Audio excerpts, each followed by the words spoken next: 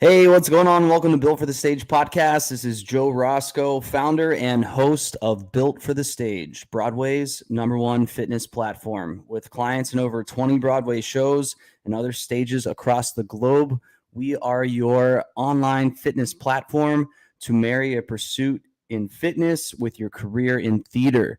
So, actors or athletes, make sure that you're training like one. If you're not sure, go to builtforthestage.com and we'll be on our way with a 7-day free trial using an interactive fitness app. That's builtforthestage.com. All right, let's move on. Exciting guest, as always, an American in the UK with Australian parents who recently made their first ever Instagram reel. And I got to meet our our guest on the streets of London after their show in Back to the Future. An aside. While I'm doing this, I can see our guest in what's called backstage on this little like podcasting platform. They're like giggling, rolling their eyes at me like, who's this goofball right now talking about my first Instagram reel? But anyways, our guest is from the US, like I said, from Berkeley actually, and they recently came over to the UK in 2019. Like I said, they're in Back to the Future musical right now, but they made their debut in Cinderella, where they also covered the role of Cinderella. And just before that, before the world ended, they toured the UK a bit in Fame. And they're also a fitness instructor. They dabble in that as well when they're not gracing the presence of a musical theater stage. So please welcome to the podcast. I will shut up now, Georgia Tapp. Hey. Georgia, thanks so much for dealing with me on a Tuesday evening. I appreciate your time. Yeah. Back to the Future, fun show. What's it been like so far? Yeah, it's great. The cast is great. I love the people in the theater. The show is hilarious. Very nostalgic, close to my heart. I loved that movie when I was a kid. Yeah, I've been in it for a few months now, and yeah, it's great fun. Yeah. I tried to tell your cast about how on TNT, the US TV station over here, that they would play Back to the Future like every single day when I was growing up. It seemed like they were always playing Back to the Future. Yeah. I mean, it was definitely a staple for us kids. What's your favorite? 1, 2, or 3? I've actually never seen the third one, so no. I'd have to go with 1. And then yeah, it's on my to-do list. Hard Gail. Okay, hilarious. All right, so everyone that's listening, I mean, I'm super intrigued just about like your transition from going from New York City. You said 7 or 8 years you were there? Yeah. And then you go over to London in 2019. What's just like the cultural transition been like for you? Speaking from someone who thinks about moving there in March. Exciting. I know. I've always kind of thought of myself of like the person to move to another country, especially when I first started like traveling in my early 20s. At one point I was wanting to live in Germany. There's a great like theater, community out there.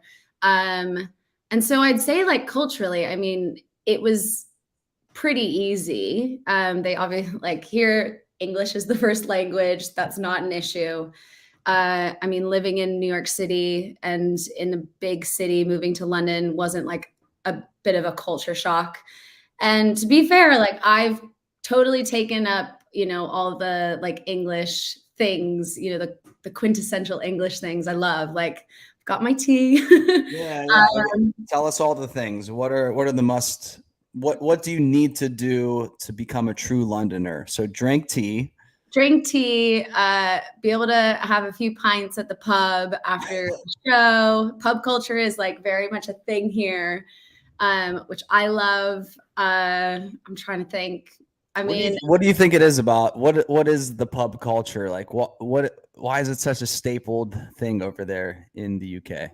I mean, living in New York City, you know, people would brag about not having time to go on vacation. Like that was like something that I just couldn't understand living there.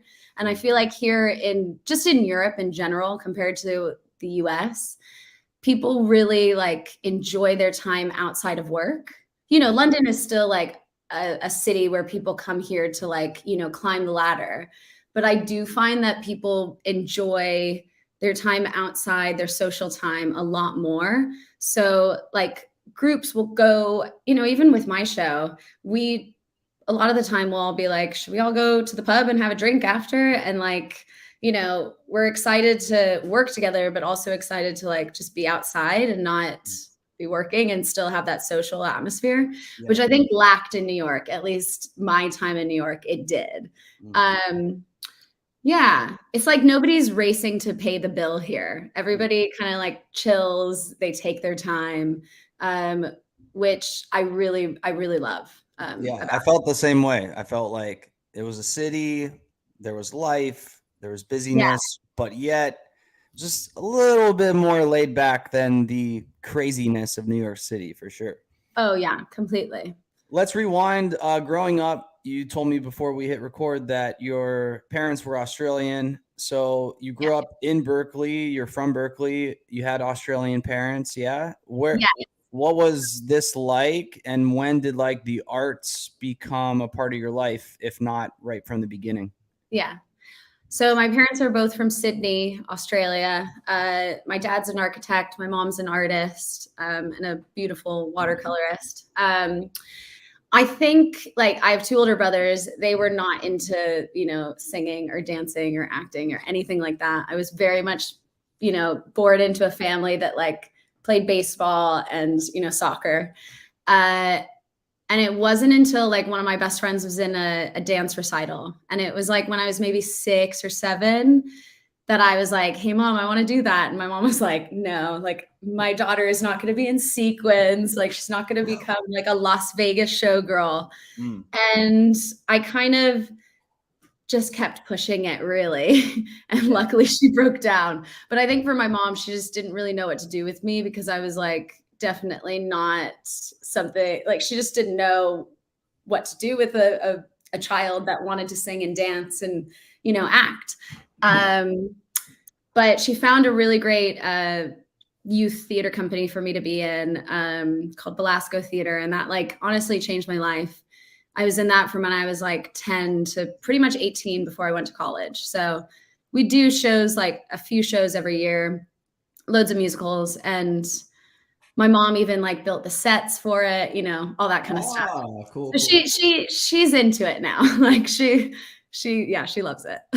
Your mom played a very important part because growing up in school doing musicals, one of the kids in the cast, his dad owned a construction company and Mhm. he would build us these amazing sets. And he was always like the parent hero. So that must have been your mom. Because, Oh, like, you know, there's not a lot of people walking around with the ability nor the willingness to volunteer their time to build sets for productions. yeah.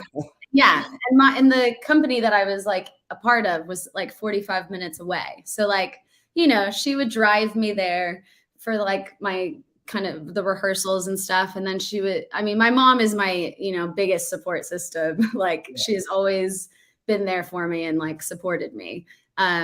Yeah, I can't thank her enough for it. But Yeah, that's amazing. Wow, 45 minutes driving you to this place so that you could do something that she really fully didn't understand at first. And then yeah, on top of it, she donated her time to make the sets. Super oh mom yeah, right there. Awesome. yeah, she's Okay, great. so when were you like, I'm gonna do this for real? I'm gonna get paid to do this. Well, I went to Boston Conservatory for theater. When did you make the decision though? Like, were you a senior in high school, a sophomore, a junior? Like, when were you like, I'm gonna be a professional actress?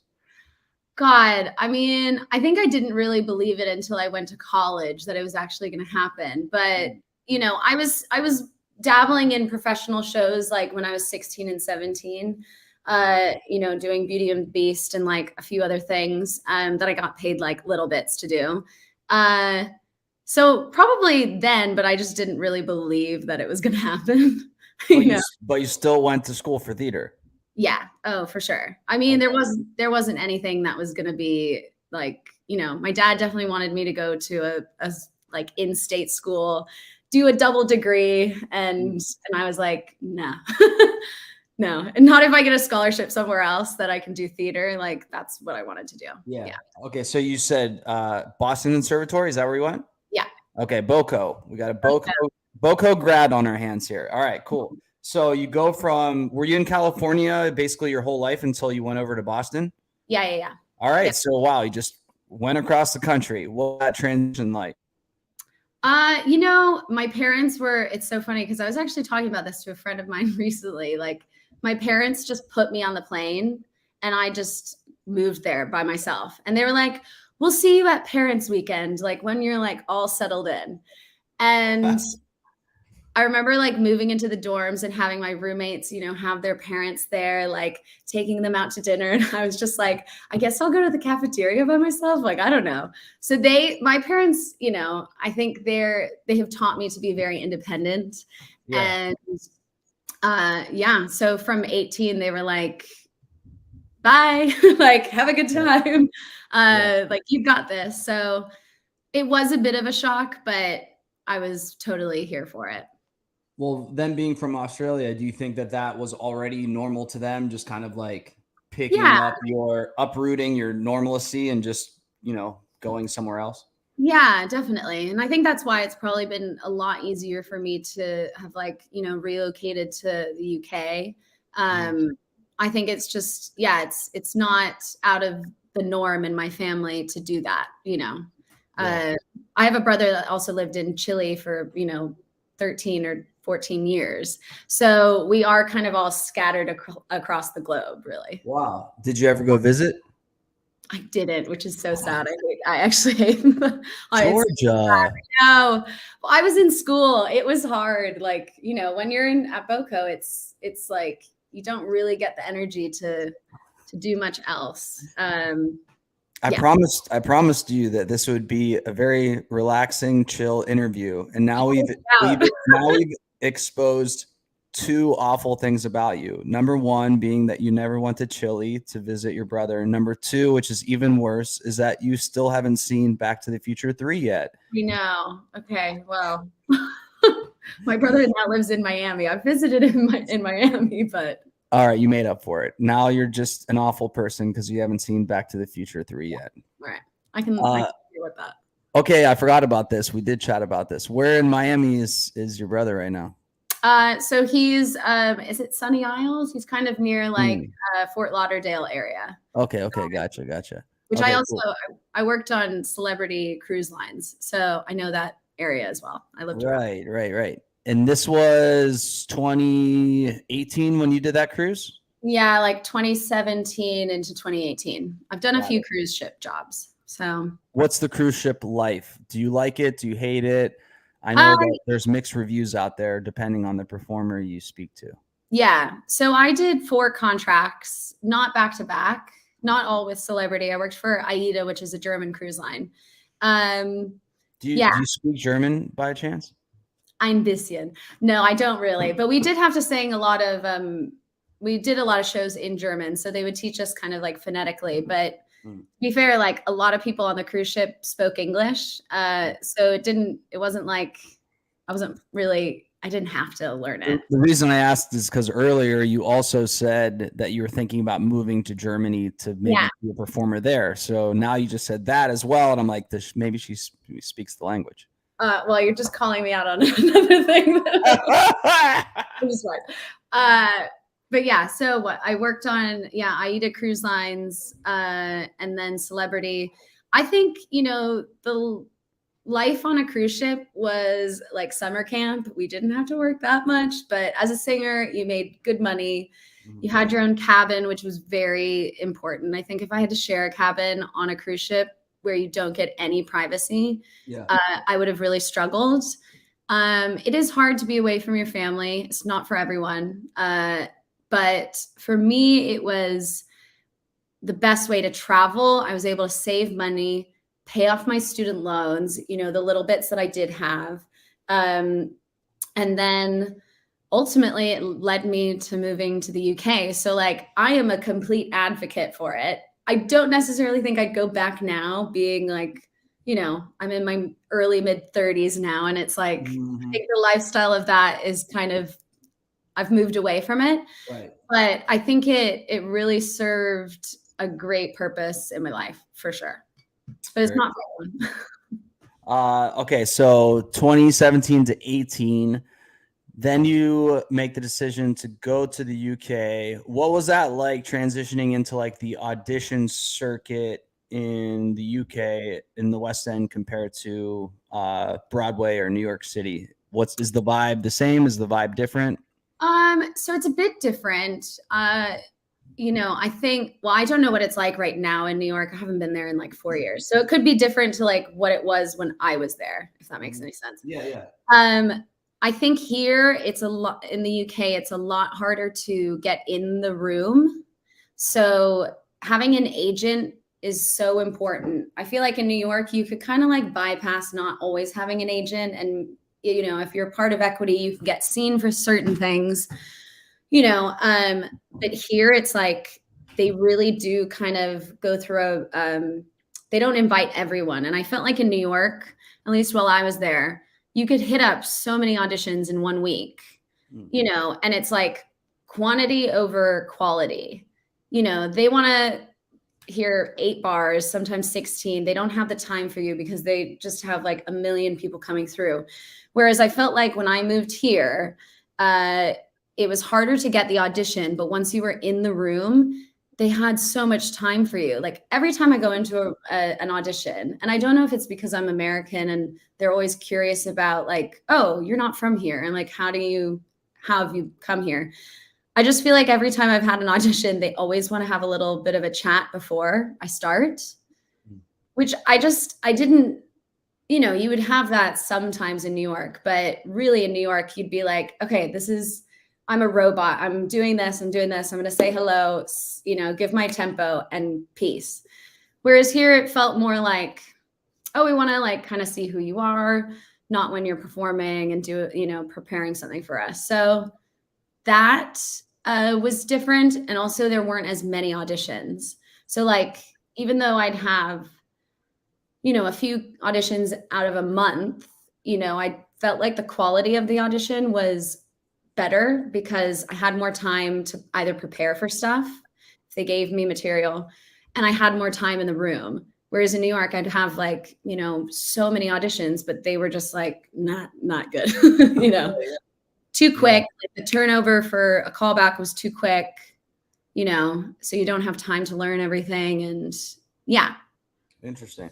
When you say that there was less, but the quality was better, was that less pressure or more pressure? More pressure in the sense that you didn't get a lot of, you know, opportunities, or less pressure because you didn't feel like the robot, or didn't feel like the second you walked in the room, they're just waiting for you to leave the room? Yeah. I mean, and don't get me wrong, I have had some funny auditions here where it has felt like that, but overall, I'd say it was a bit different. You know, I definitely felt pressure the first year that I moved here. Cause like, you know, I lived in New York City for a while. It was pretty much 8 years. And I got very close a lot of the time to getting a Broadway gig. But it was like, you know, so close, but I'm the second choice. And that just kept on happening. That oh, I've totally just lost my train of thought. No. I was talking about, was there pressure going into the room? And you said, don't get me wrong, there are some. Yeah. Giving it back. So that when I moved here, you know, I did have a lot of pressure on myself, thinking like, okay, I've just been doing this. I've been trying this for 8 years, and I've kind of told myself I need to stay in New York probably longer than I wanted to because of, you know, what I wanted to reach, you know, the goals that I wanted to achieve. And so when I moved here, I definitely put a lot of pressure on myself because it was like, all right, well, I'm going to a new, you know, country. I'm going to try and see if I can make it work here, when it felt like it didn't necessarily, you know, it wasn't the world that I wanted in New York necessarily. So yeah, when I only had 1 or 2 auditions out of the month, it felt like a lot of pressure. Yeah. But I also had a lot more time to prepare for them, which was nice. So like I felt like I was coming in with, what is it? Luck meets preparation and all that kind of stuff. Yeah. It did feel like I had that time to really feel like I was doing my best when I went in. Mhm. Yeah, it kind of allows you to display the vastness of who you are as an artist beyond just like the raw talent, because not everyone, but talent is there for many, but then how you prepare and bring depth to sides or the Oh yeah. songs that they're wanting you to prepare can then take you to another level that maybe someone else that has talent, that's kind of as far as it goes with them. So I see what you're saying. Yeah, I mean, you can be the most talented person ever, but be terrible at auditioning. And like that is the crux of it. Like, and as actors, like we can get so in our head about every single nitpicky thing that you do in a room. Yeah. One thing that I did feel like when I moved here, I felt like I could kind of start over again. Like, I was walking into a room and nobody knew who I was. Instead of walking into a room where it was like, I know a lot of the casting directors that are working in New York. Some of them I went to college with, I've known them for over 10 years. Yeah. And you're walking in being like, hey, I'm that person that you've auditioned for 8 years and still it's never happened. So it has all this extra baggage that I think that was getting in my brain a lot of the time and kind of psyching myself out. So that when I moved here, I was like, oh my gosh, nobody knows me. Yeah. I can, not completely start anew because I was always going to be the same Georgia that I was going to be there. Yeah. But I think it gave me that opportunity to not be so in my head because it was a new beginning, which I think really, really helped me.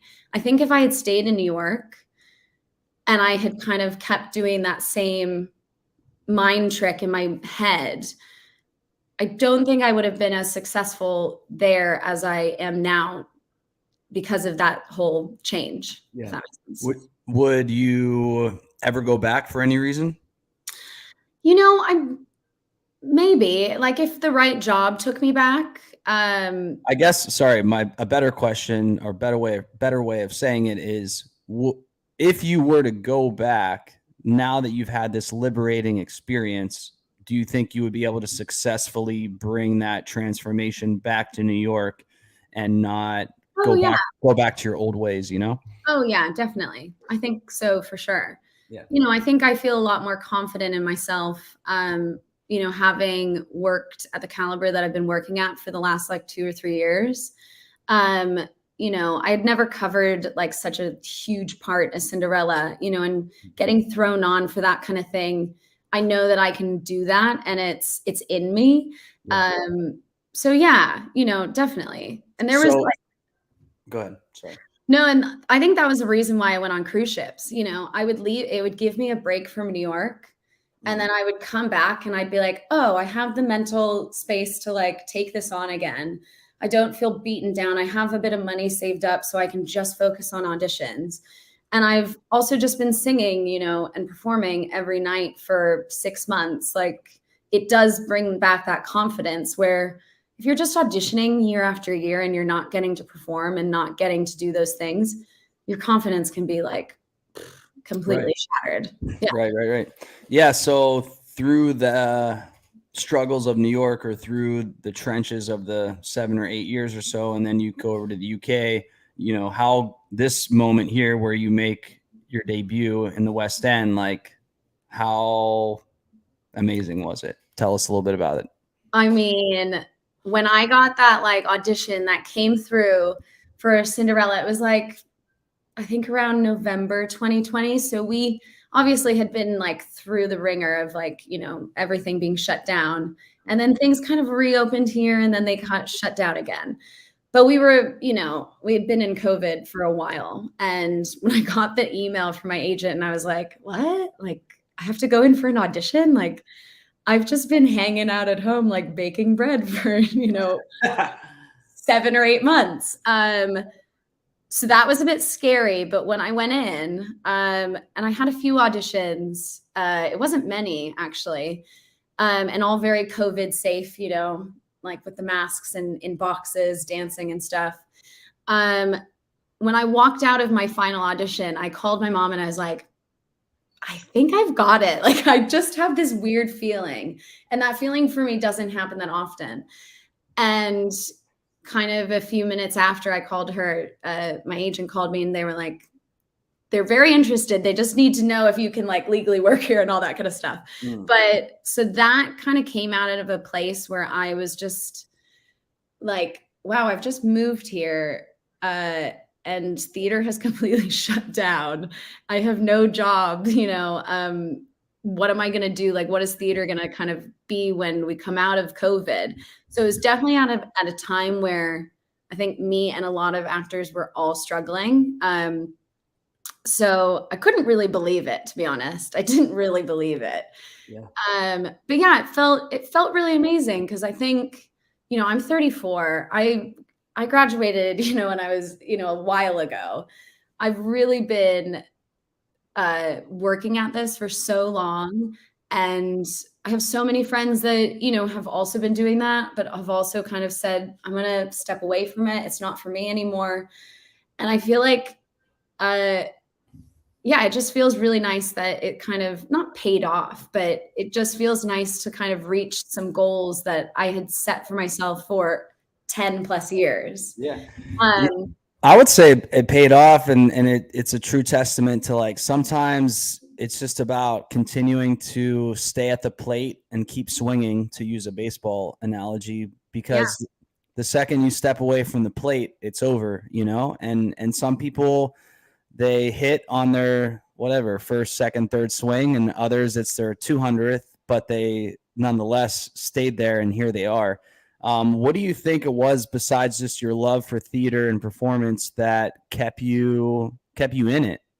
What kept you in it to be here long enough where the West End debut happened, or just to a point where you, like you said, hey, I'm glad I stuck this out? I think the people in this industry definitely have kept me wanting to be in it. Especially here, I love the people in my cast. I loved all the people in Cinderella. Like, they were incredible. I think when I was like a little kid, what drew me, even though I was like a creative person, what drew me to theater was like the connections and the friendships that I made and the community. Because I think I was definitely like a sensitive kid and, wasn't like the popular one or that kind of thing. But when I remember when I was like, I think it was my 11th birthday was the first day of my rehearsals for this first show that I did when I was, very young. And I just remember everybody singing, happy birthday to me. And I was like, oh, wow. Like, everybody is just so welcoming and lovely. And like, I don't even know these people and they're just being so wonderful to me. And I think that really stuck with me. Yeah. And I think, the people that I've met on the cruise ships, I've taken with me throughout my life, I think that's really been a big reason. But I also just do love theater. And I think I'm also a very, driven person that like, I've had this dream since I was like a little kid. And I really wanted to achieve it, my mom always told me like, you got to go for what you dream, you got to go for your dreams. She really backed me on that since I was a little kid. And so for me, it was just really important to like, just keep going for it. It was very hard. I wouldn't say it was easy. Right. Yeah, I was going to say, was there a person, a book, a moment that really impacted you? And you just brought it up saying that, your mom. Oh yeah, my mom, completely. My mom, I'll like get, not upset, but like emotional about it. Yeah, my mom has been, there for me in like the darkest moments and on the biggest highs. Yeah. And yeah, I mean, she worked so hard to put me through school. Sorry, I'll just get very emotional about No, we'll make sure that we send the episode link to your mom because she deserves to hear it. So that's awesome. Well, let's end the conversation on a lighter note. We'll do something called the BFTS hot seat. All right. So the hot seat is just a fun thing to talk about things that aren't theater related and get to know you a little bit better. So first question, you walk into a room. We'll cue up this music here, maybe. Let's do that if it comes on. There we go. All right, BFTS hot seat. Here we go. You walk into a room and there's a movie playing, and you've seen this movie hundreds of times. But no matter how many times you see the movie on TV, you have to stop and watch it. You just have to watch it no matter what. What is this movie? Titanic. Okay. Amazing answer. Correct. Amazing answer. Okay. So you're commuting to the theater or wherever, and you're just like having a blah day and you need to pick me up. What's this one go-to song that you're going to play to get you going? Okay. What is it? Dreams by Fleetwood Mac. Okay, there we go. Amazing. You're reincarnated on this earth as an animal. What animal are you going to be and why? Probably an eagle. So yeah, to fly. It'd be very cool to just see the world from a bird's eye view. Staying in theme with Back to the Future, you steal the time machine, the car, and you're able to go to any place in time. Where are you gonna go? I would probably go back to Woodstock. Oh, okay. I mentioned before that you done fitness instructing and yoga. If you had to do you could only do one exercise for the rest of your life. What would that exercise be? A squat. A squat. All right. The last question: if you weren't in theater or performance, what kind of job would you have? Would you be a barista? What would you do? Oh, if I didn't work in theater. Yeah. What would you do? Interior design. Oh, I love your plants, by the way, and that light right there. I've been. I made the light actually. You did. Yeah. Very cool. Okay, wait. You make the light. What else? What other like little hobbies or skills do you have that we are hidden? I mean, it's very random. So this is like a rope. Basically, have you heard of macrame? It was like very popular in the 60s, 70s, and it's like kind of a thing now. Okay. So I make a lot of that kind of stuff, but yeah, only randomly, but I kind of dabble in that. Okay, very cool. All right, Georgia, thanks so much for being on Built for the Stage podcast. Appreciate it. Thanks. Yeah, thanks for having me. All right, everyone, Georgia Tapp. That was amazing. Make sure you give Georgia a follow at Georgia Tapp on the Instagram. That'll be in the description of this episode. And yeah, super cool girl from Berkeley, California, now residing in the UK. If you're over there and you want to see Back to the Future, super fun show, check it out. And again, make sure to give Georgia a follow on the gram at Georgia Tapp. I'm Joe Roscoe with Built for the Stage. If you want to try that free trial, go to builtforthestage.com. And we'll be on our way to 7 days on an interactive fitness app where we can help you out with training like the actor athlete that you are. All right, until next time, later.